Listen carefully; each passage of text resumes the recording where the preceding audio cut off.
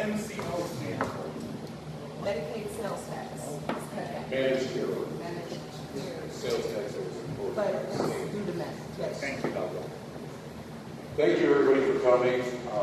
My name is Dennis Kennedy. I'm the fiscal officer for the county. I've been with the county about 3.5 years. My job is really the culmination of what previously were elected offices for the auditor, recorder, treasurer, and parts of the clerk of courts. You get an auto title that comes through our office. So one of the components of the county auditor's function in Cuyahoga County is to do an appraisal every 6 years. That's, as Yvonne said, that's mandated by state law. That's not county code. That's not anything we have any control over. Every 6 years, there has to be a full physical reappraisal of all parcels in Cuyahoga County. Right now, we're in the area of about 525,000 parcels. Some of the appraisal for those houses right there. Well, you know, Now, $39,000 for $400,000 houses for the tax abatement? Bullshit. See ya. okay. Okay. Apologize for that. So what I want to tell you is just to give you a little overview of how the process works, how we operate. The Director of Appraisal here, Dan Harbaugh, can give you more detail in terms of some of the technical aspects of the stuff, but really we want to get through our part so we can hear your questions and concerns. And my goal, my mission that I imparted to everybody that has anything to do with the appraisal is we have to get it right. So there's 525,000 parcels. There are going to be instances, and we do that going in, there will be situations that come up. That's why, as Yvonne said, we conduct these informal processes. Now, state law requires that we physically inspect every property every 6 years. So we have a whole staff of appraisers. We go out and hire independent contractors to come in and help us with that. Just imagine what goes into that process. It takes about 1.5 years to physically inspect. Dan will give you some of the criteria that we use to come up with evaluations of the property. But we are under, by code, by state code, a requirement to give the state a preliminary tax abstract. That's the culmination of all these evaluations by June 1st. The state then reviews our numbers, compares them with what they have compiled on a statistical basis, and then sends us back an acceptance of our abstract, which we received somewhere towards the middle of July. So we had to wait for that approval from the state to generate the notices that went out to everybody. And one of the misconceptions is those were property tax notices. They were not. They were valuations of property. Those went out to people. We tried to schedule meetings. We had a week on the east side, a week on the west side, and 3 days downtown to try C locations. We have an online portal, or we take any kind of issues or complaints at our office on the prospect. But the whole idea was to give people the opportunity to come in and say, hey, maybe you got this wrong. Because our goal is to get it right. Now, in some instances, we're going to have data that's going to support the original evaluation. Our job is to explain that to everybody, why those cases would be. But in cases where that value is overstated, we will lower those values. That's the directive that we've given the appraisal department. It's a long process. As Yvonne said, this informal process is not something that's authorized by the revised code, or I can say encouraged by the state tax department. But we do it as a courtesy. It's been a historical courtesy with people in Cuyahoga County to give people the opportunity to come in and say, hey, I want somebody to listen to what I have to say. And believe me, I've heard for the past 3 weeks, I've gone to weddings, graduation parties, restaurants, parks, baseball games. There's usually a line behind me to ask questions. But the other thing to remember about this process, our job statutorily by the Ohio Revised Code is to value the property. It's not to take into account what the tax implications are in that property, who lives in the property, or a whole slew of other things. The tax rates that impact everybody are primarily imposed by cities and schools. So if the tax goes up, and if Dave can explain a little bit about some of the complications, there are reduction factors that come into play, but we don't really have anything to do with the taxes. The tax rates are set by the cities and by the schools.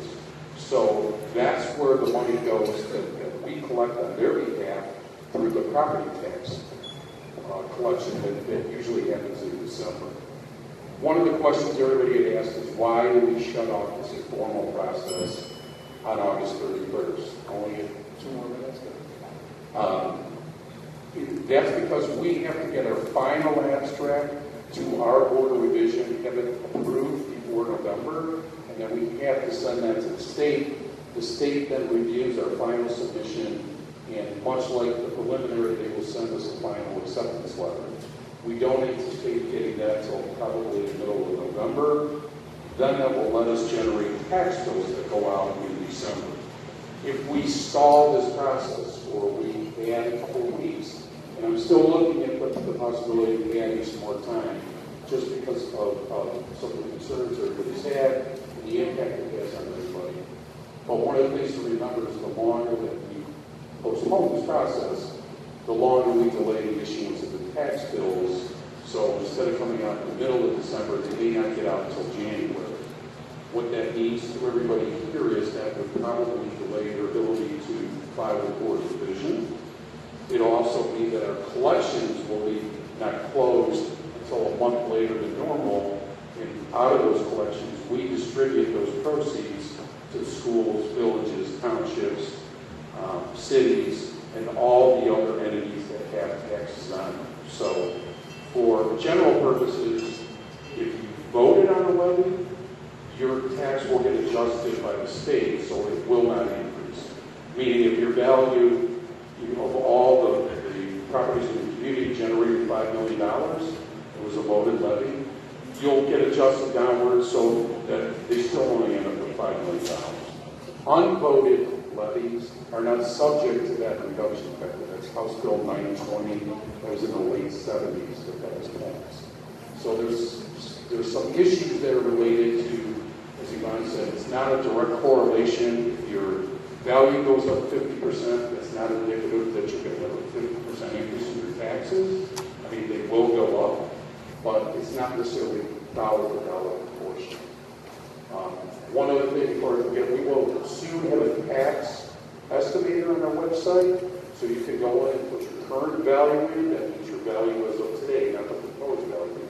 And then you can put in your proposed value, and it'll show you what the difference will be in your net amount that you're paying taxes. Now that excludes things like owner occupancy, there's also homestead credit, there's you have special assessments in your communities, but it'll give you a ballpark idea of what that difference would be. So we want to make sure that we get that up and running so everybody has that. I will turn things over to Mr. Harbaugh, but again, if you're not satisfied with the results of this communication tonight, please contact me. We will get our information up. I get plenty of direct contacts. We research every one of them. I'd be happy to do that for anybody who will be around it. I know we will be out of here sometime, but I'd offer that. Feel free to call me directly, and we will get to it. And again, I just want the message to everybody. Our goal is to get this right.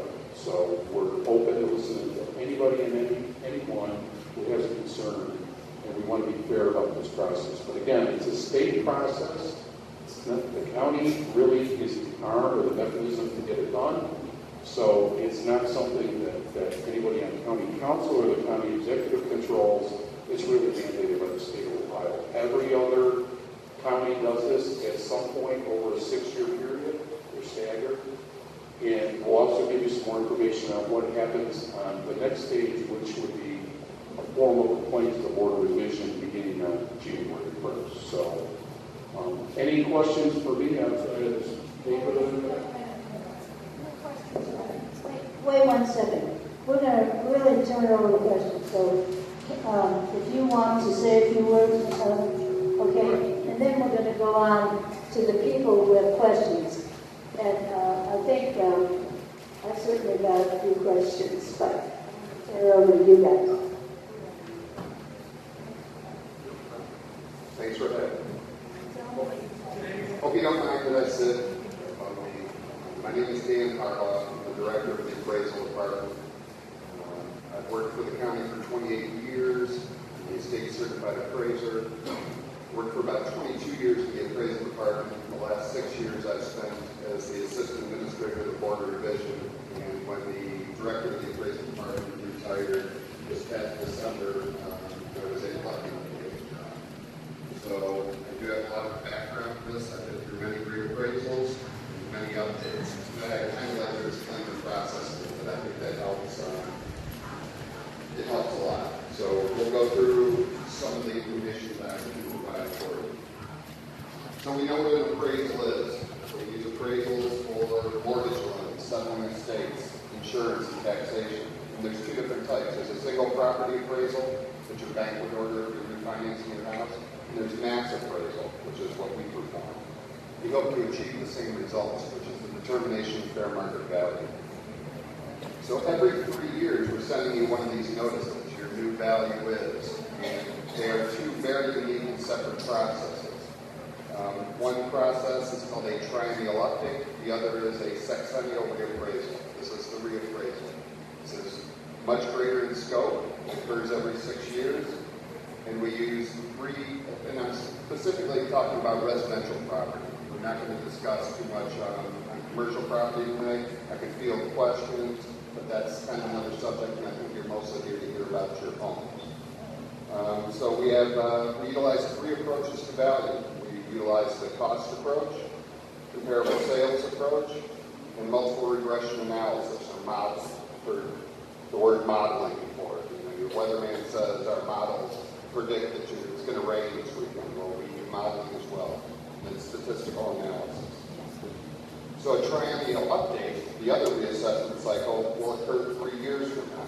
What that attempts to do is to trend values, generally municipally wide, based upon the sales that have occurred since the last reappraisal. So what we study in the triennial update is how much more or less are homes selling for than they were valued 3 years prior. So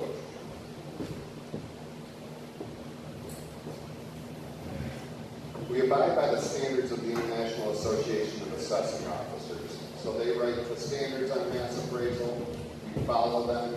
We have a third-party, unbiased consultant review our plan, our models, our tables, and our final numbers so that they can study the ratios as well.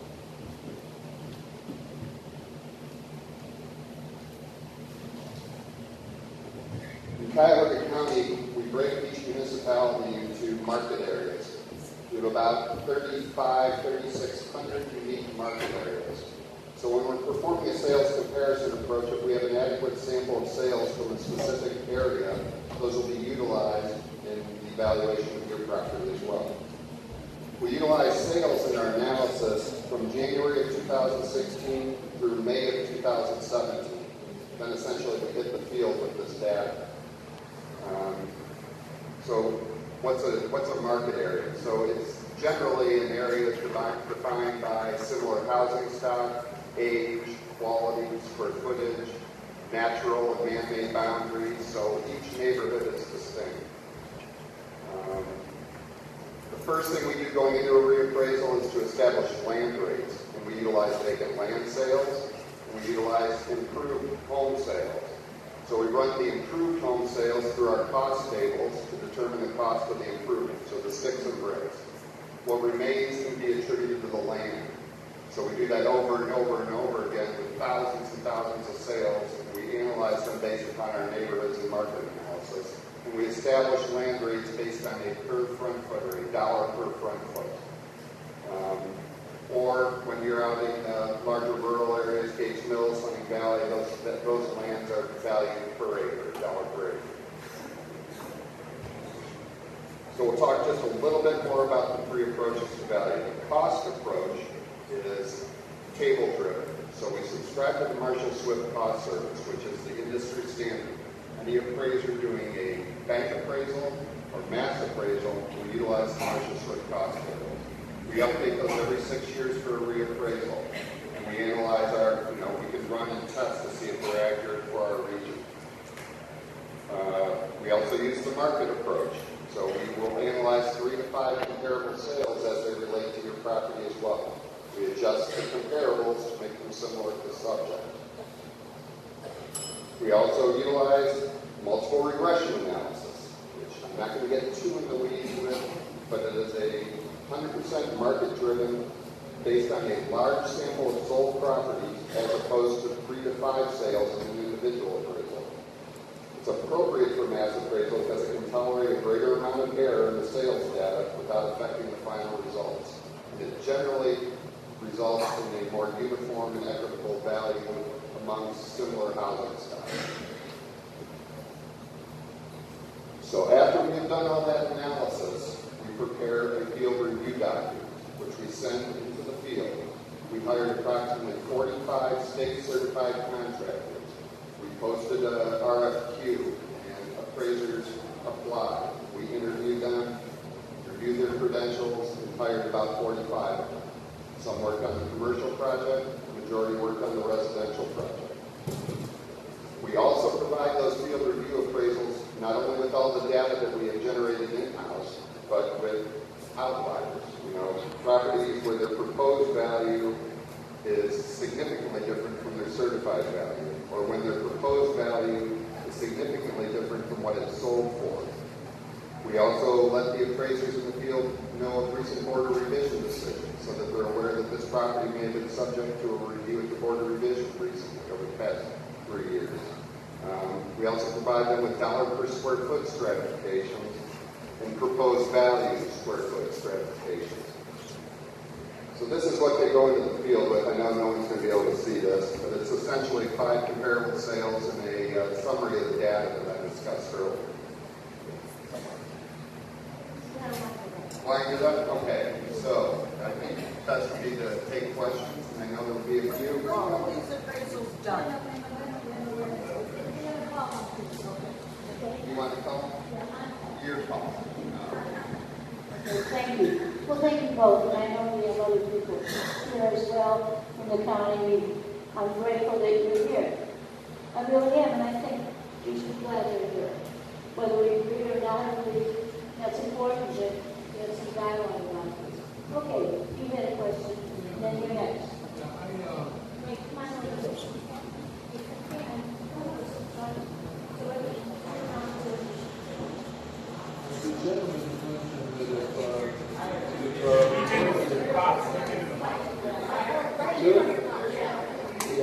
The gentleman said that if you went to the board of revision, that the contractors would be notified of that, and I was in front of the review in November, and they more than doubled my taxes when I was just reduced in November. So apparently they didn't know.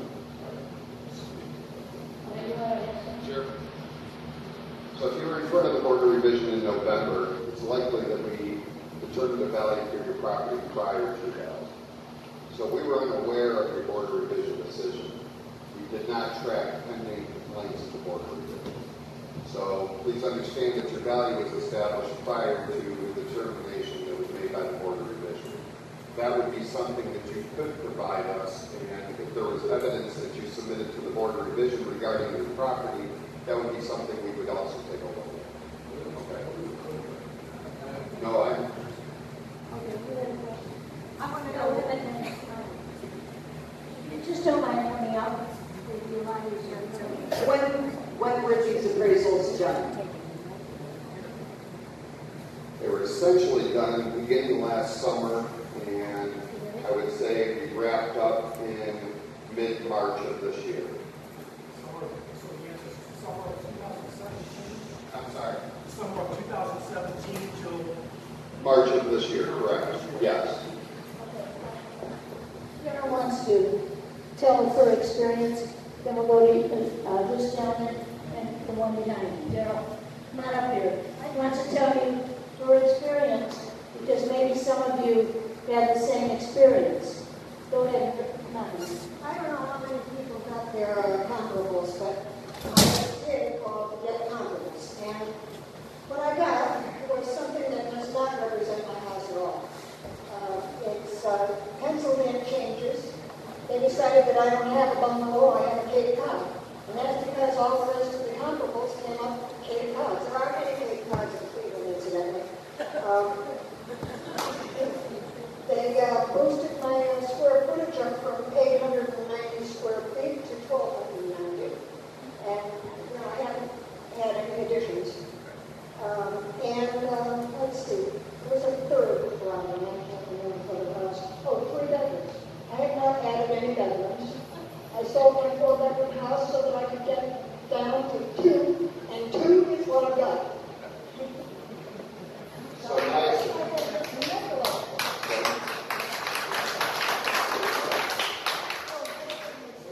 So there may be some merit to that. What I would say initially is that the field review appraiser made a determination that the second floor of your home was finished. No, I understand. So they saw differently in the field, and that is why they made those notations. And as well they should have, that was their responsibility when they were in front of your property to make some determination as to whether the data was accurate. So they determined that we were only listing this property as having a living area on the first floor. Cape Cod is simply a style. It is not an architectural style. It is what we have to use in our database to describe a bungalow that has a finished second floor. But you acknowledge that it's wrong, right? Absolutely, especially All right. Hi, my name's Adam Mantunzo. Thanks for being here. My question is, statement and question. I'm not afraid to pay more taxes. If I have to pay, I want it to be fair and equitable. But I want to understand the formula and how could my percentage go up 81% on a property and my taxes not go up that much. So for instance, if I'm paying $100,000, I got it valued at $181,000. So can you educate me and others on that? So again, I work in the appraisal department. I do not work in the tax department. So I have a general knowledge of taxation from the state of Ohio. And in the 1970s, when real estate values were skyrocketing, legislation was passed called House Bill 920. And House Bill 920 is a tax reduction factor that restricts levies to only collect what they were voted in at the village. So that levy's collecting that much. When property values go up, that effective tax rate does drop. And that is the point of why we want to put this tax estimator out on the site. So the same works in reverse. When property values were dropping over the past 2 reassessment cycles, the effective rates actually increased so that those levies continue to collect the same amount of money as when they were voted in. So that's my short answer. The impact on your taxes, I will not be able to. So just so I understand, so if the levy is $10 million and property values go up, right, based on the appraisal, are you saying that quite possibly the amount of tax we would pay was going down? Is that what you're saying? That's exactly what I'm saying. The rate is going down. Right, yes. But it's all coming to that one amount. One large. That's correct. Okay. Thank you. Thanks for coming. I do appreciate it. I moved into Cleveland from Lorraine County in 14. Bought a distressed home that was really in bad shape. Took me a while to get on Board of Revision's calendar. Many calls. Was told I missed the window a couple of times, which I didn't understand. But I finally got in front of you guys. Got the revision in June of 16. You guys raised my taxes, or the assessment, 85% in 25 months. So what you said doesn't ring to my ears, because they should have had me in the system that I did have a meeting, that I did get a judgment, that I am current. And I get it. You guys have to have money to run the county. And I don't mind a reasonable increase. But I don't think anybody in this room, in this state, in this world, would figure 85% over a 25% or 25-month period is reasonable. So help me understand. I will. So when you bought your property, you indicated you bought a distressed property. The Board of Revision recognized that the tax lien dates for which you were contesting your value at the Board of Revision represented the distressed value of that home. I am sure that that home is maybe not as distressed as when it was purchased. So what we attempt to do is to determine the fair market value of the property as of today. So what happened between 2016 when you purchased the property and how the property appears today and conforms to the neighborhood would be the basis of our valuation.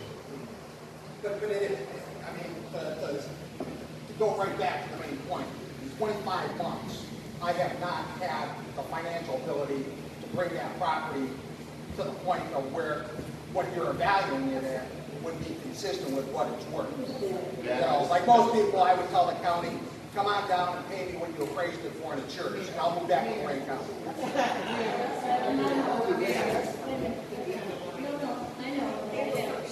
Way in the back. Come on. Let us go first.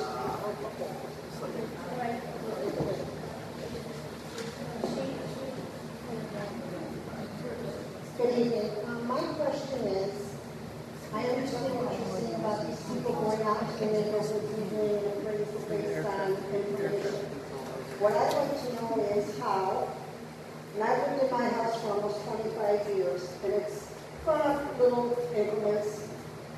My house is identical to a house 2 doors away from me, okay? The difference is that man has a garage. I do not have a garage. Never had a garage.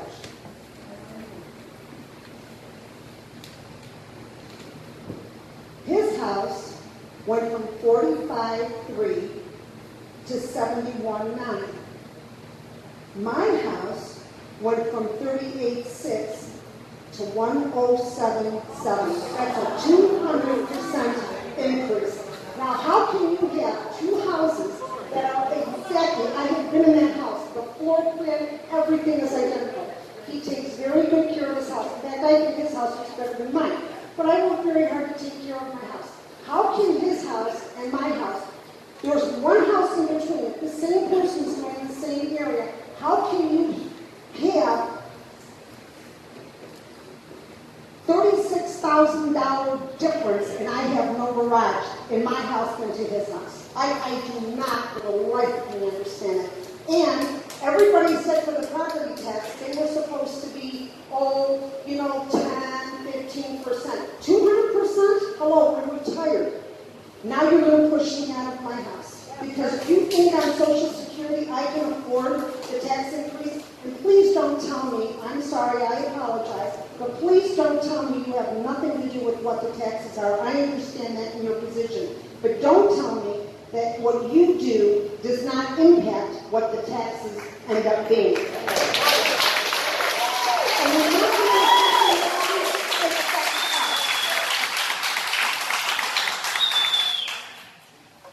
Now, I understand your comment. I cannot explain today.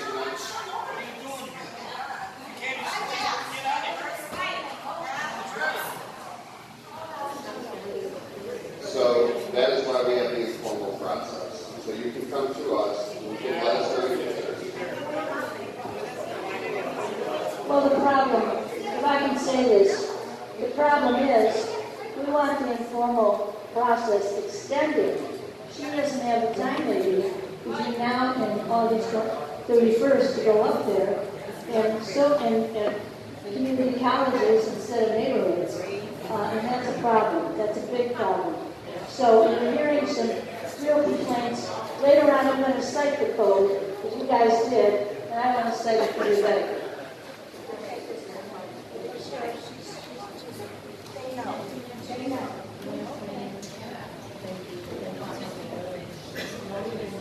Hi, Dennis. We worked together many years ago. At any rate, I live in a townhouse. I've been there for 21 years.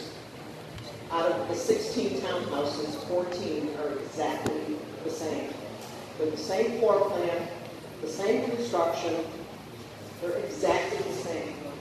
The difference between the townhouses is incredible. The valuation. My valuation is the highest. There are 2 units that are larger than the other 14. And one of those is actually valued less than mine. I'm mystified. I'm absolutely mystified. So again, that is absolutely something that we would like to look at, that it needs to be brought to our attention.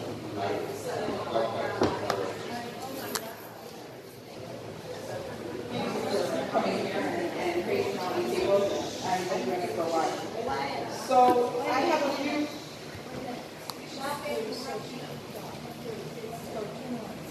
Okay. Okay, so I have a few questions. One, how many people have approached the county so far? You know, I want to know how many people have approached it and how many have been revised. So the revisions have just begun. So I have my staff starting to review the informal complaints. Can you hear me, everyone? So the question was, how many people have contacted the county so far regarding their property valuations? I believe in our database at this point, we have about 12,000 informal complaints. Please let me explain to you that in the last reappraisal in 2012, we had 37,000. We have many, many fewer than we have had in the past. I'm not attributing that to anything if you ask the numbers. So I'll provide. Can you tell me the percentage is already? I think at this point we've reviewed approximately 1,000 of the 13,000 approximately that we have in our system. And how many of those have been corrected? Corrected meaning revised, I don't have those numbers. So,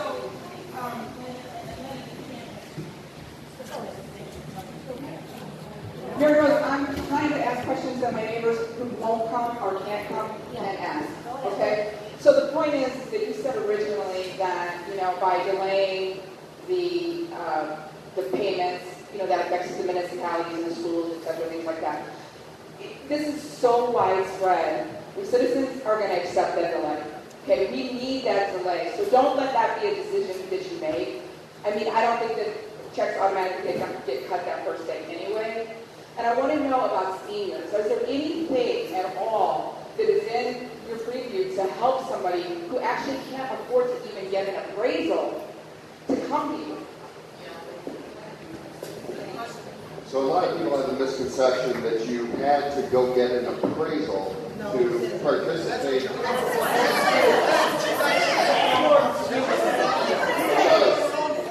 I do, sir. So the form says a recent appraisal. That means that you have an appraisal performed on your property in the past year.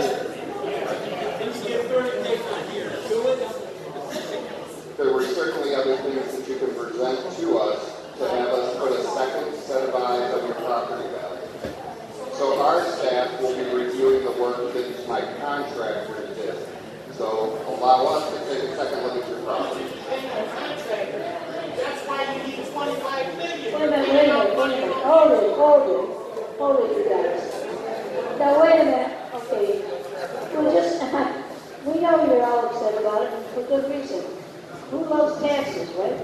But listen, that's right. Now, wait a minute.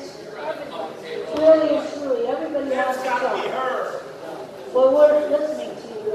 Why don't you come up and ask the question? I will. All right, but you're not next. That's right. Listen, here's what he said. Did I hear you right? That on your form, I said the same thing. There's 4 things they have done. Right? 5. All right, one of them is get a recent appraisal. I think he's telling you that is not a necessity. Is that what you're telling them? All right. These are suggestions of what to bring. You got it? All right. So if you don't have to bring something else. Pictures of the property would be one. Where there's repairs needed, right? I'm not defending anybody. I'm just saying that I interpret it the same way you guys do. That I had to drink all that stuff and say, oh, how do you do that? I can't. All right, she's... Thank you. I have these 5 items here, so you're asking me to tell you I live in a dump in order for you to lower my taxes, and I'm not going to say that. Okay, you're asking me to prove the point. My structure is bad. It's not. You're asking me for the to sell the photos showing you damages. I have none because I kept my property up. Then you asked me to get the purchasing cost for all of these things. None of these things, all of these prohibited me from doing anything to even dispute this price. The problem I have is disproportionate. There is a formula that does this. So I took the whole Saturday and broke it down. There's a formula because they discount everything, land and everything. And if you start doing the discount, your current value changes. My problem is it's not equitable. It's one home in a neighborhood is being raised 35%. Why is the home 5 feet across the street is being raised 1%? Something's wrong with the formula. So what we need to do is look at, you said, based on what you gave your presentation is, that this is going to be a neighborhood and area. I should not want 10 feet and have a house at $12,500 and mine at $165,000. I should not have to walk 5 feet in every direction because I did that. I went toward everybody's taxes in the area. Get an equitable system and I'll pay you the taxes. But I tell you, by that formula, I'm going up over $1,200 a year. And that's just not right because it's not equitable. That's what we're looking for, an equitable system. Because when you put on your way up, it's small. You put on your way up, you said this area, the average is 25%. This area, 35% is not average. Anything above that is not average. So something's wrong with the system and the formula of how they did it. And we tied our hands and we cannot do an appeal.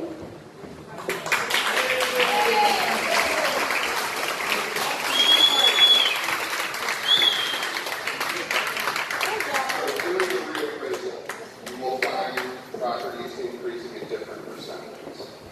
During a triennial update, when we trend values across the board, you will see similar increases amongst all housing stock. Those are the differences. In a reappraisal, your home is valued based upon its own merits.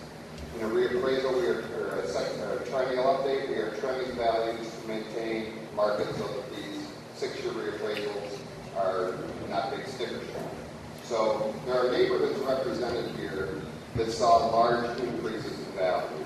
Fremont, Ohio City, Detroit Shorewood, over on the east side, University Circle, Little Italy.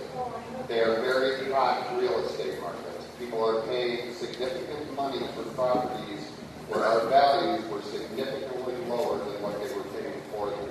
That is what a reappraisal does. It brings values to where they should be. If your value is excessive, this is the process by which you allow us to take a second look. There are certainly things that you could provide to us. Those were the things that we recommended to expedite a review. Your board of revision decision came after our review. That is certainly something we look at. Okay.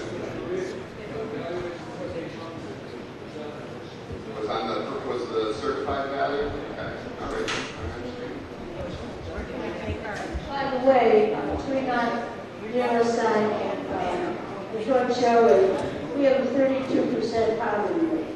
So you better understand, we're not the richest people, and a lot of people are very, really in Detroit. So